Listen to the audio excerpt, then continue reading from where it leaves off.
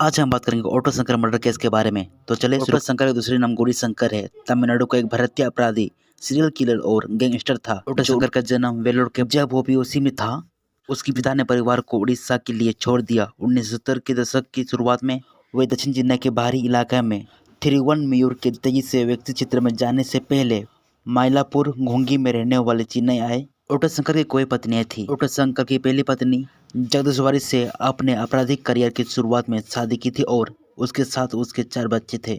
आत्महत्या करके उसकी आत्महत्या के कारण विवाह समाप्त हो गया। उनकी तीसरी पत्नी ललिता एक कैबरी क्लब में कलाकार थी, जहां वे अक्सर जाया करते थे। गौरीशंकर वो साइकिल रिक्शा चलाने से बचा और वो बाद में एक ऑटो रिक्शा चलाने लगा, जिससे उसे एक उपनाम मिला और उसके बाद से उसे ऑटो शंकर के नाम से जाना गया। उस समय यह क्षेत्र अपराधियों का अड्डा था और शंकर ने अवैध शराब का वितरण करना शुरू कर दिया। उस समय शराबबंदी लागू थी और शंकर को जल्द से जल्द एहसास हुआ कि कम जोखिम के साथ शराब का कारोबार बहुत लाभदायक है, क्योंकि वह राजनीतिक रूप से शक्तिशाली लोगों के साथ जुड़ा हुआ था जो मदद कर सकते थे। पुलिस जांच में उसके गिरोह ने उसके साथी हिस्सेदार को या तो पुलिस बल के माध्यम से या हत्या के माध्यम से समाप्त कर दिया।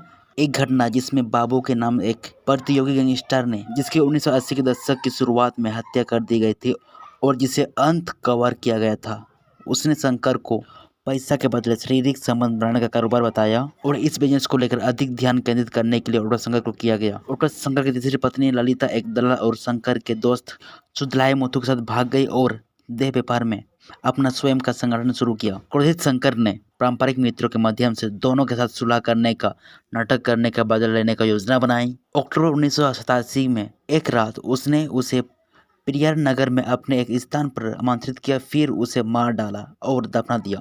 ऑटो शंकर ने अपने दोस्त सुदलाई को बताया कि ललिता एक वीआईपी के साथ पूरे भारत के दौरे पर है और 2 महीने बाद उन्हें रात के खाने पर आमंत्रित किया गया। ऑटो शंकर ने सुदलाई को शराब से भर दिया और उसका गला काट दिया, उसके शरीर को जला दिया और उसके सुदलाई की राख को समुद्र में फेंक दिया। उसके बाद उन्होंने घर का पूरी तरह से मरम्मत करवाया और जले के निशान को भी भुना हुआ मांस होने का दावा करके दूर कर दिया। जब सुदलाई के दोस्त रवि ने शंकर का सामना किया तो शंकर ने उसे मार डाला और उसे पेरियार नगर भूखंड के बाहर दफना दिया। ऑटो शंकर ने दावा किया कि दफन अवैध अरग का था, जिसे वो आगामी पुलिस छापे से छिपा रहा था और ऑटो शंकर ने सुदलाई के दोस्त रवि को उनकी पत्नी को एक झूठा पत्र पोस्ट किया जिसमें दावा किया गया था कि रवि वास्तव में मुंबई में है। 1988 तक उनके पास एक बहुमंजिला घर, कार, बाइक और कलेक्शन थे जो कुछ भी कर सकते थे। 29 मई 1988 को उनका और उनके गिरोह का एक ओपोनेंट्स गिरोह के 3 सदस्यों संपत,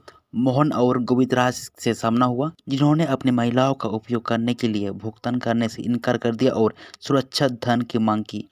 फिर ऑटो शंकर ने उन्हें भुगतान करने का वादा करके अपने मद में बुलाया और फिर उन्हें पीट पीट कर मार डाला और दफना दिया। 1988 जून के अंत में संपत की पत्नी विजया ने मलयापुर पुलिस में शिकायत दर्ज करवाई कि उसका पति लापता है और उसने लिखवाया कि और इसके लिए शंकर जिम्मेदार हो सकता है। उसे इसके बजाय तिरुवनमयूर पुलिस में शिकायत दर्ज करने की सलाह दी गई, जिसने उपेंद्र करने का आरोप में शंकर को गिरफ्तार किया और उसे छोड़ दिया। विजय ने राज्यपाल को एक याचिका भेजी जिसने पुलिस को शंकर की जांच करने का आदेश दिया।